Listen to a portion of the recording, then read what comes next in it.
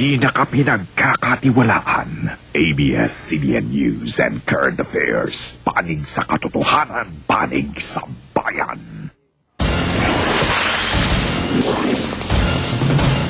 Mga ulo sa balita sa TV Patrol Northern Mindanao. 5 katao arestado sa operasyon sa PDEA kontra sa negosyo sa Cebu. Ubang politiko may isnab sa Unity Walk para sa malinaon o matinud-anong eleksyon. Tagang kaso sa abuso sa kababayan, gika-alarma sa Gabriela. Taga-alubihid, unang babaeng referee sa International Amateur Boxing.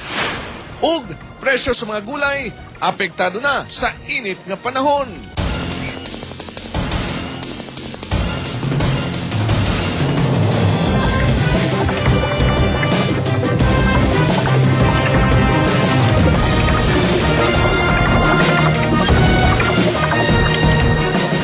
Live gikan sa ABS-CBN News Center sa Cagayan de Oro. Kini ang TV Patrol Northern Mindanao. Mayong hapon kami, ang inyong patrol sa Northern Mindanao. Nadakpan sa mga pulis ang usa ka suspetsadong shabu pusher dihang mihimo og buy-bust operation. Sunod nga gidakop ang iyahang customer ug mga supplier. Ania ang report.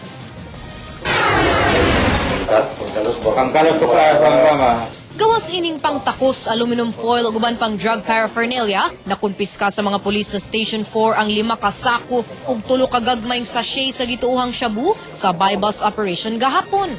Target sa mga pulis ning usa ka Edward Maglasang lang unta, apan natimingan sad nga ang katong ga-deliver sa iya, tuwa dito mismo siyang balay.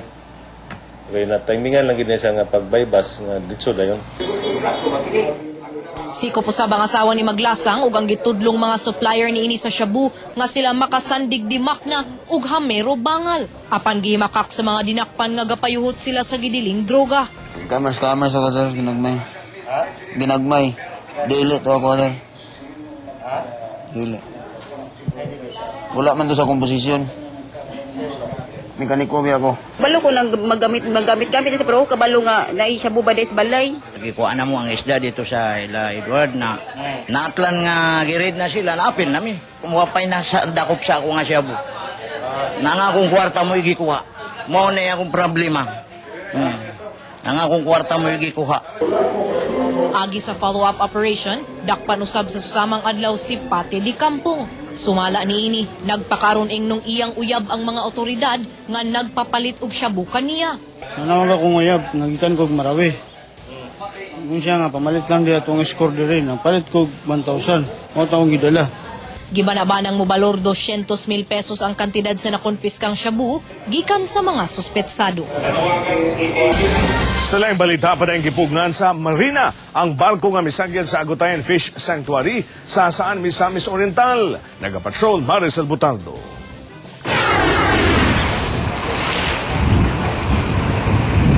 Dili pa pwedeng makabiyahe ang MV Carnival nga naa sa pantalan sa Makabalan, Cagayan de Oro kung di pa kini itugot sa Marina. Human nasangit sa Agutayan Marine Sanctuary ni adtong Pebrero 23. Kung wala rin siya effect sa safety sa barko, ang atong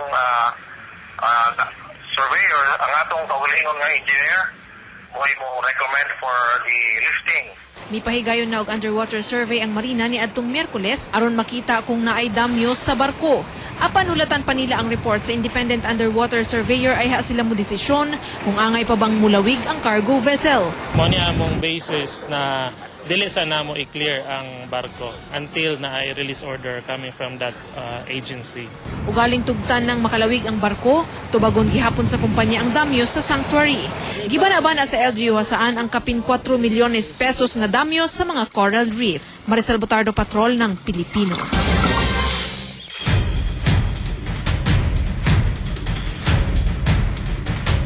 Giisnab sa daghang mupabiling politiko ang Unity Walk of Peace Covenant dinhi sa Cagayan de Oro. Nagapatrol Sheila Joy Labrador.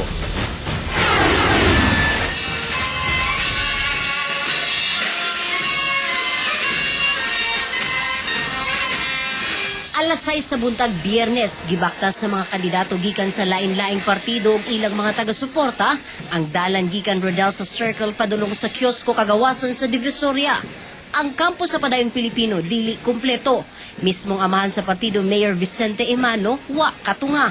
Wa sab kabaklay si Liberal Party mayoralty candidate Governor Oscar Moreno. We do not judge other people. We're not running to go against them. We're running to serve. Pero makikita naman natin, malinaw na malinaw. Klaro gid kayo. Di ba? Na ayaw nilang pumirma doon sa secure and fair elections na covenant. Nagtumo ang Peace Covenant nga makuha ang commitment sa matag kandidato sa matang sa pagpanirbisyo nga ilang mahatag sa panahong pilion sa katawhan.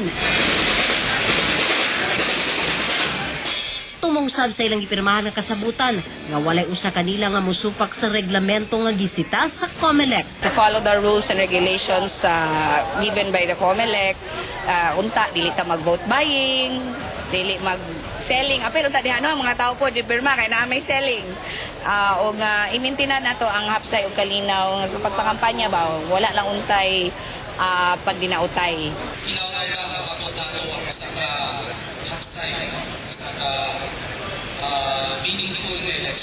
It is our mandate na after this covenant signing, tanahon o susiyon ang mga kandidato, ilabing gituman ang ilang mga gipasainan sa covenant signing.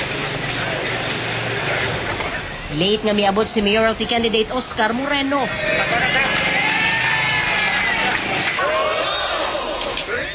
Gitapos ang kalihukan sa pagpalupad og kalapati. Dala ang paglaom nga matuman ang tanang gisaad sa mga kandidato alang sa hapsay ug malinawon nga piliay. Sheila Joy Labrador, Patrol ng Pilipino. Sa laing mga balita, giobserba karong adlaw ang International Women's Day. Dungan ini gisaway sa Gabriela sa Cagayan de Oro ug Misamis Oriental ang gobyerno sa kataas sa kaso sa abuso sa kababaihan. Apil na ang epekto sa kababaihan sa gyera sa Sabah ug sa hostage-taking sa Syria. Nagapatrol pagbalik Sheila Joy Labrador. And spirit of International Women's Day. Naalarma ang grupo sa kababaihan sa kataas sa kaso sa pagpang-abuso nga miabot sa 600 ni adtong 2012.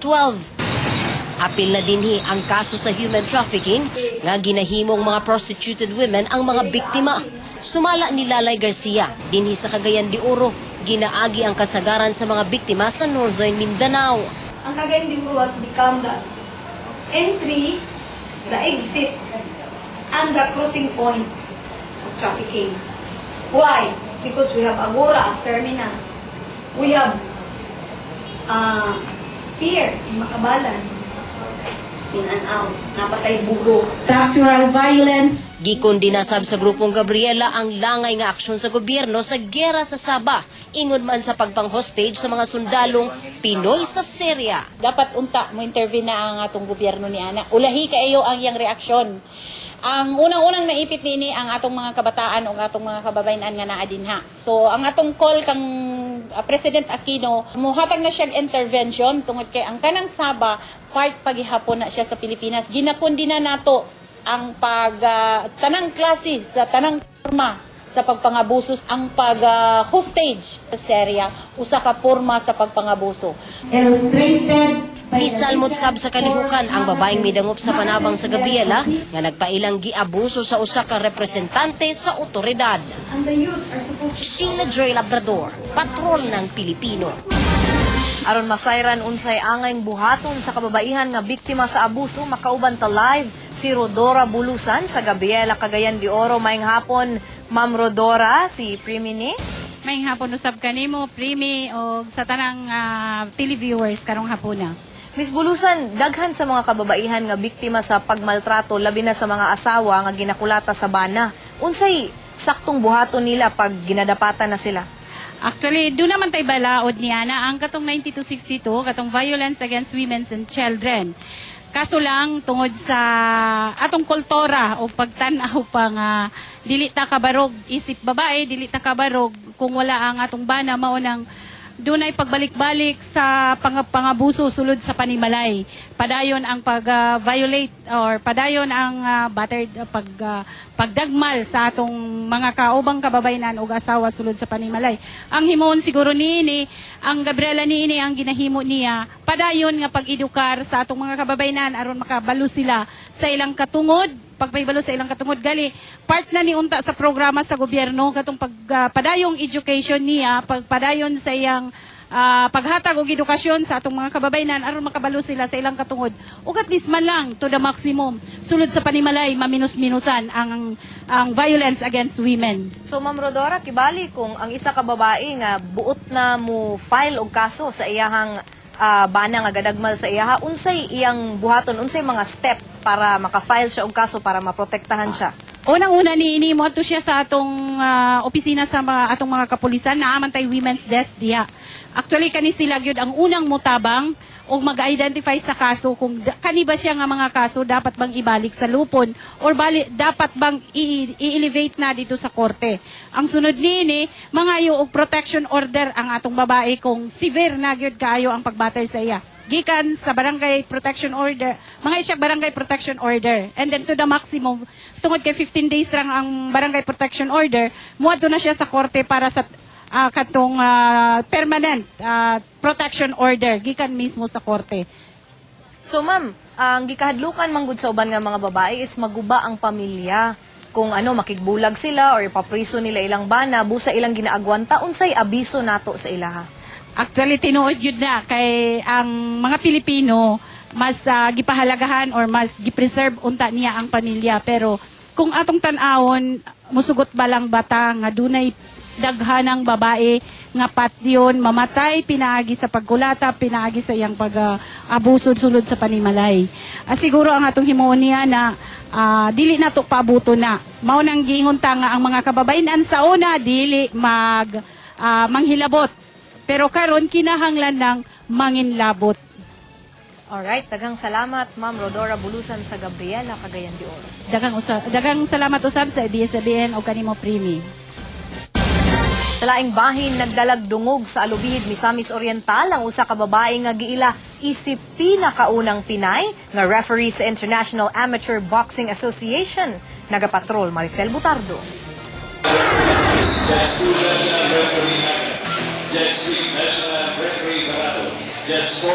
Ang hilig ni Ludi Teresa Reales sa boxing ang nagdala kaniya sa International Amateur Boxing Association.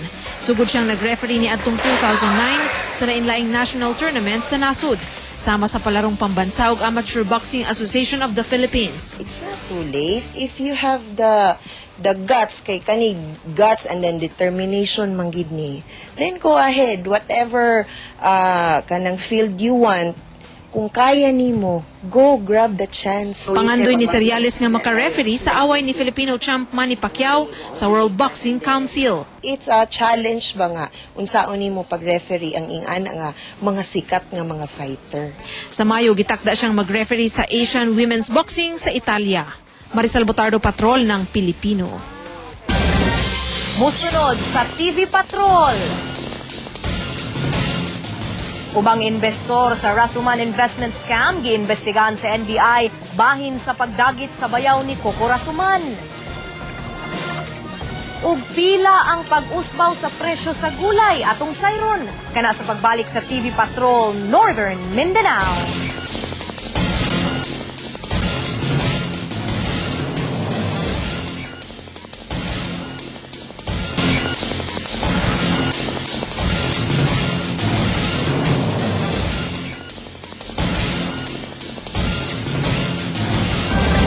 Nakasentro karon ang investigasyon sa NBI sa anggulong mga investora sa Rasuman Investment Scam ang responsable sa pagdagit sa bayaw ni Rasuman. Busa mga investor sab ang gipang-imbestigahan karon sa maong ahensya. Nagapatrol Rod Boulevard.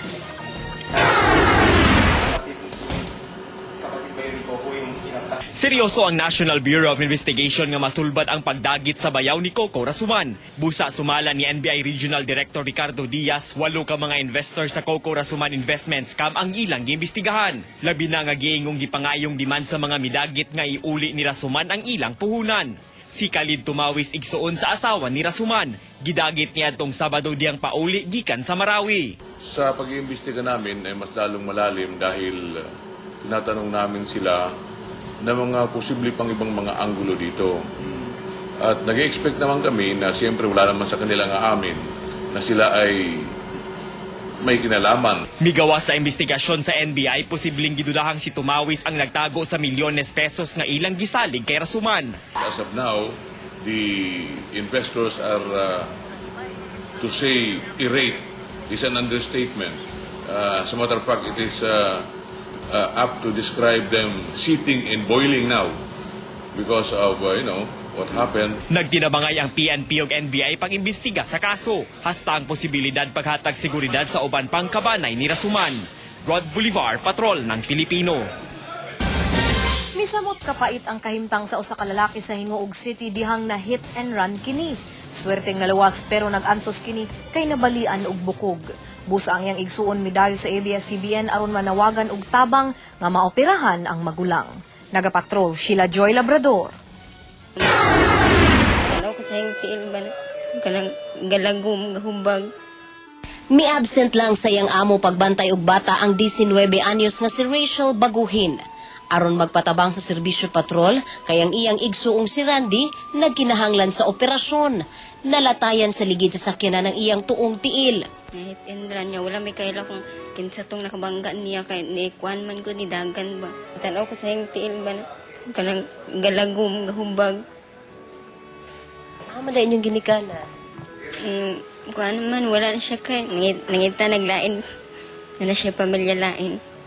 So kamo na lang nanig. Kanang akong papa po, paralisado na po siya. Tapos mag-uma-uma na lang siya. Sumala sa mihiling nga doktor, butangan sa stainless ang nabaling bukog ni Randy likay sa komplikasyon. Ang mga ilagyan tamig tabang na ma-stainless ang iyang tiil. Kaya mahulog magyud simba ko sa cancer daw kung dili may stainless. Baldado na ang amahan sa pasyente, gibiyaan sab sila sa inahan, busa wa sila'y kapaingnan kundili mangayo sa inyong panabang. 40,000 pesos ang pangayo sa mga doktor pag-opera sa pasyente. May stainless ang tayang tiil. Wala magyud may kwarta ba stainless. Nangnaot ka na matabangan niya siya. Kaya mahulog magyud simba ko sa cancer daw kung alang sa inyong mga donasyon sa pasyenteng si Randy, mamahimo kamong motawag sa Serbisyo Patrol Hotline sa numerong 088-858-6105. Sheila Joy Labrador, ang inyong Serbisyo Patrol. Musunod sa TV Patrol. Bakbakan sa Royal Army o sa Sultanate of Sulu ug Malaysia gipangayo sa taga Marawi nga undangon.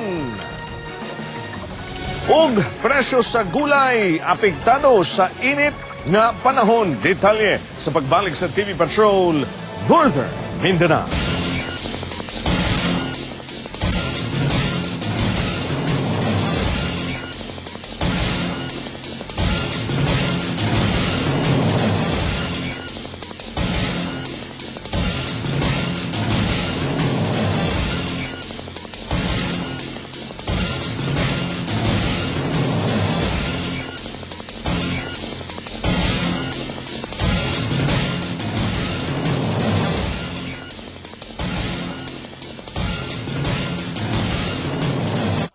Mihimo og rally ang daghang residente sa Marawi City. Panawagan nila sa mga kaubanang Muslim undangon na ang bakbakan didto sa Sabah ug sugdan na ang negosasyon.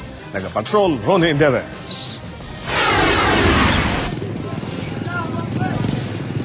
Nagmarcha sa kadalanan ang daghanang residente sa Marawi City, dala ang bandila sa Malaysia ug placards aron ipanawagan ang ceasefire ug negosasyon aron maundang ang kagubot sa Sabah. Tingkapin 50 na kamiyembro sa Sultanate of Sulu ang nangamatay.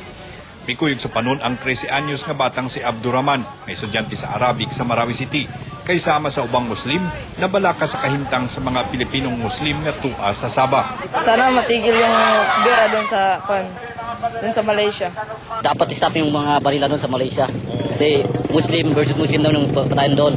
Kailangan natin ma-stop na yun. I am calling also the attention of the Muslim brother of Malaysian to don't treat Sabah to destroy the image of the Muslim Brotherhood. Dismayado ang uban sa pamaagi ni Pangulong Noynoy Aquino pagsulbad sa problema. Sana kung kinausap lang sana niya si Sultan Kiram, wala naman sigurong mawawala sa kanya. Yun ang medyo lungkot namin sa presidente natin, na bakit ang hinihingi lang ni Sultan Kiram, makapag-usap sila tapos aalis sila ng Sabah, hindi man lang pinagbigyan. Iampo sab ni nakangala nga unta mupatigbabaw ang maayong panghuna-huna sa isig kapanig aron kalinaw makaput na sa maong dapit sa Sabah. Ronnie Inderes, Patrol ng Pilipino. Nagkaiusa ang mga kababayan sa Dapitan City atul sa pagsaulog sa International Women's Day. Paghalad o pagampo alang sa mga nahitabong kagubot sa Sabah o kaluwasan sa 21 ka mga Pinoy nga apil sa UN Peacekeeping Force nga karon na hostage sa nasod sa Syria. Alang kanila walay pinagkamaing buhaton kundili ang bagampo nga unta padayon nang mahunong ang kagubot sa Sabah o luwas ang mga kasundaluhang Pinoy. Kaginiang buntag-untag gitakdang buhian ang mga sundalong Pinoy pero wa kini nitabo. Busa pa dayon ang pakignegosasyon sa United Nations ngadto Free Syrian Army. Pagampo lang yun siguro ta. Gamiton atong hotline prayers para sa ikakalinaw yun sa atong problema sa Malaysia, no? Malaysia. Kanya katupong atong mga peacekeeping forces nga na hostage, I hope nga ang mga pamilya wala sila ilalang iampo po na maluwas sila tanan.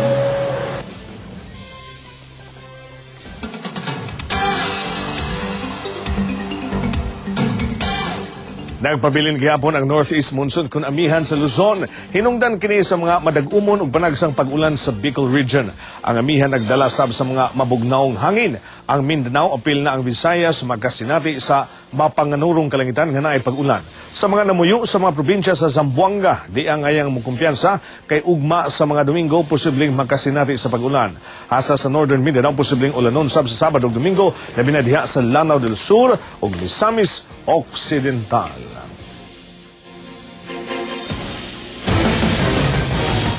Atog yung panggaon atong mga kababayanan labi na karon gipahinumduman kita sa pagsaulog sa International Women's Day.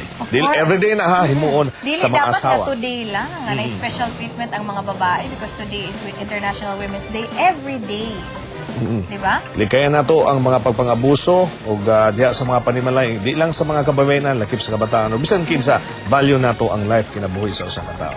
Ug mga kapamilya, Marso na, init na, summer na. Kung naamoy mga kulagway sa mga maayo nga summer destination or kung kamo nagsugod-sugod na paglaag, pwede ninyo nang i-post sa ato ang Facebook page sa TV Patrol Northern Mindanao.